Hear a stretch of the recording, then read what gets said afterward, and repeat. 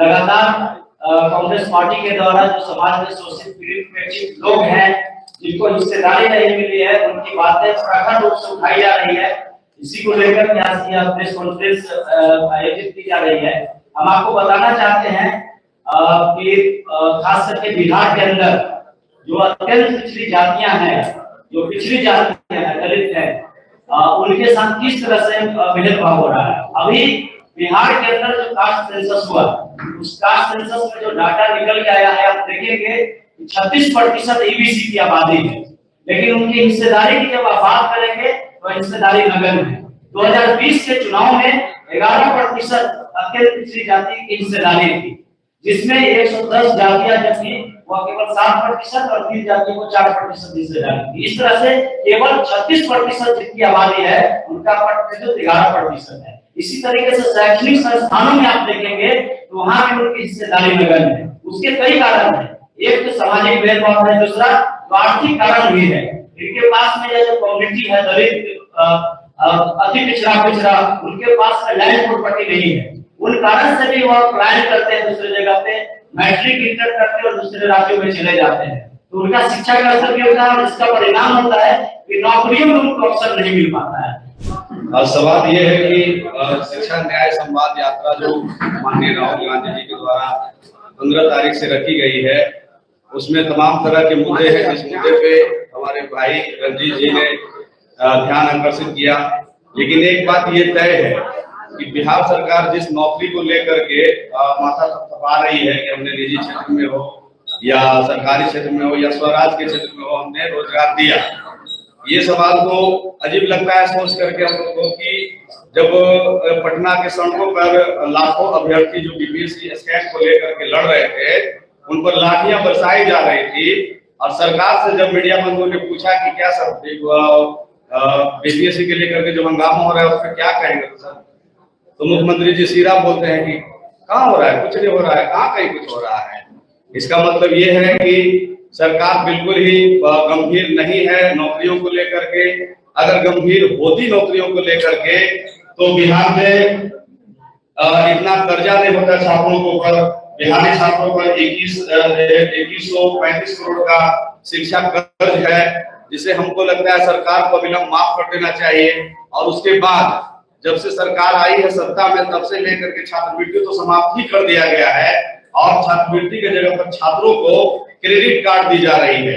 Credit card के तहत जो बच्चे कर्ज लेकर के पढ़ाई कर रहे हैं, शायद जिनको नौकरी मिल गया, जिसको नौकरी नहीं मिला है उसको 3000 रुपया महीना जमा करवाने के लिए पदाधिकारी घर पहुंच रहे हैं, जिससे बहुत सारे छात्र आत्महत्या तक की कदम उठा चुके हैं। तो ऐसे में ये स्थिति इसलिए आ रही है क्योंकि सरकार को जो गरीब बच्चे हैं, दलित है, पिछड़े हैं, अकलियत के बच्चे हैं, शायद उनके मजबूरियों पर सरकार का ध्यान नहीं है।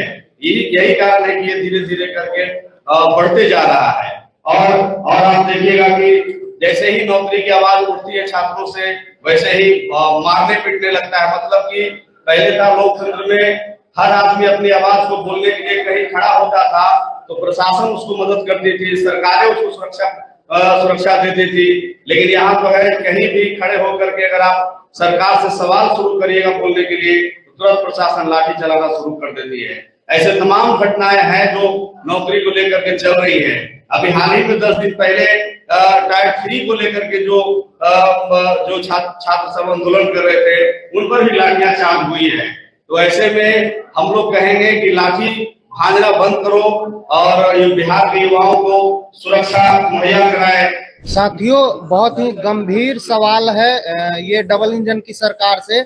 जिस प्रकार से आपको बता दें कि 2018-19 का आप सीएजी रिपोर्ट देखेंगे तो उस रिपोर्ट में ये कहा गया है कि शेड्यूल कास्ट सब प्लान का पैसा जो शेड्यूल कास्ट के लोगों पे, उनके डेवलपमेंट, उनके एजुकेशन, उनके हेल्थ पे खर्च होनी चाहिए थी, उस पैसा को ये डबल इंजन की सरकार ने डाइवर्ट करके हाईवे बनाने में, पुल बनाने में, बिजली विभाग को लोन देने में बजाबते उसमें पूरा जिक्र किया गया है कि कहां कहां उन पैसों को खर्च किया गया है। तो हमारी इस सरकार से और ये जो शिक्षा संवाद जो यात्रा चल रहा है, इसमें हम इन मुद्दा को लोगों के बीच में रखेंगे कि हमारे जो हमारे डेवलपमेंट पे खर्चा होना चाहिए था 8800 करोड़ रुपए 1 साल का है। और अगर देखें तो ये काफी इसका बड़ी मात्रा में संख्या है। तो 8800 करोड़ रुपया जो शेड्यूल कास्ट सब प्लान का पैसा था उसे डाइवर्ट करके खर्च अलग किया गया है। और ये सरकार कहती है कि हम दलितों के लिए काम कर रहे हैं, हम महादलितों के लिए काम कर रहे हैं। तो ये बड़ा ही गंभीर सवाल है और इन मुद्दों को लेके पूरे बिहार में हमारी पार्टी, हमारे न्याय योद्धा माननीय राहुल गांधी जी, कन्हैया जी और तमाम हमारे पार्टी के नेता लोग जाएंगे और सवाल करेंगे, जनता के बीच में यह बात रखेंगे कि शेड्यूल कास्ट के लोगों को रिजर्वेशन मिलता है तो ये कौन से आपने कैसे ये पैसा को डाइवर्ट करके खर्च कर दिया है। अगर हम सही मायने में कहें तो इस मामले में नीतीश कुमार जी को जेल जाना पड़ेगा, क्योंकि आप शेड्यूल कास्ट सब प्लान के पैसा को डाइवर्ट कर ही नहीं सकते हैं। और इसमें आप देखेंगे कि शेड्यूल कास्ट के बच्चों का पोस्ट मैट्रिक स्कॉलरशिप इसीलिए बंद हो गया। आप पैसा डाइवर्ट करेंगे तो कैसे उनके लिए खर्च होगा, कहां से खर्च होगा। तो इन मुद्दा पे हम लोग पूरे बिहार में घूम के और ये लोगों जनता से ये बात करेंगे, उनसे ये कहेंगे कि हमारे शेड्यूल कास्ट सब प्लान का पैसा हमारे लिए खर्च हो, हमारे ऊपर खर्च हो और बिल्कुल पारदर्शिता के साथ खर्च हो। आप देख सकते हैं कि तमाम बिहार में जितने भी विश्वविद्यालय हैं उसमें 3 साल का कोर्स जो है वो उसमें लगातार 5 साल लग रहे हैं, 6 साल लग रहे हैं। कई छात्र हैं जो इसके वजह से काफी सुसाइड, काफी मानसिक तनाव उन सभी से गुजर रहे हैं। हमारा पहला मांग है एक अभ्यर्थी होने के नाते, एक स्टूडेंट होने के नाते कि 3 साल की डिग्री 3 साल में पूरी की जाए। छात्रों की डिग्री तय समय में पूरी की जाए और यह सुनिश्चित सरकार को करनी होगी। बिहार के जितने भी तमाम विश्वविद्यालय हैं उसमें सब शैक्षणिक कैलेंडर लागू किया जाए ताकि जो एग्जाम है या जो भी एकेडमिक जो एक्टिविटीज है वो सही समय पे पूरा हो सके। आप देख सकते हैं कि जो पाटलिपुत्र यूनिवर्सिटी है ये भी तमाम लड़ाइयों के बाद ही हमें मिला है। इसके बावजूद भी यहाँ यूनिवर्सिटीज में 4 साल 5 साल लग जाते हैं और जो वैकेंसी आती है, जो बीच जो वैकेंसी आती है उसमें बच्चे पार्टिसिपेट नहीं कर पाते हैं, एग्जाम नहीं दे पाते हैं। हर कॉलेज में, हर विश्वविद्यालय में प्लेसमेंट सेल बनाया जाए ताकि छात्र जिस भी सेक्टर में जाना चाहते हैं उनकी जो शिक्षा पूरी हुई है उनकी प्लेसमेंट के तहत उनकी नौकरी सुनिश्चित हो सके। 41% स्कूलों में आज भी कंप्यूटर नहीं है, जबकि टेक्नोलॉजी इतना हाई डेवलप हो चुका है आज के समय में। इसके बावजूद भी शिक्षा के स्तर पर अगर देखा जाए तो 81% स्कूल में आज भी कंप्यूटर नहीं है, जिसकी वजह से आधुनिक शिक्षा जो है वो स्टूडेंटों तक, विद्यार्थियों तक पहुंच नहीं पाया है। 1 लाख, ये हमारा डाटा कहता है कि 1 लाख स्टूडेंट पे एक कॉलेज होना चाहिए, 1 लाख के बाद पे। इसके बावजूद भी हम देख पाते हैं कि यहाँ पे पर्याप्त हमारे पास कॉलेज नहीं है। हम चाहेंगे कि हर प्रखंड में एक डिग्री कॉलेज बने। विश्वविद्यालय में आज के समय में शिक्षकों की भारी कमी है, चाहे आप कर्मचारियों की कितने वो उनकी भी भारी कमी है। हम चाहेंगे कि विश्वविद्यालय में स्थायी शिक्षक हो, डिजिटल लाइब्रेरी हो और जो कक्षाएं हैं वो नियमित तौर पर चले।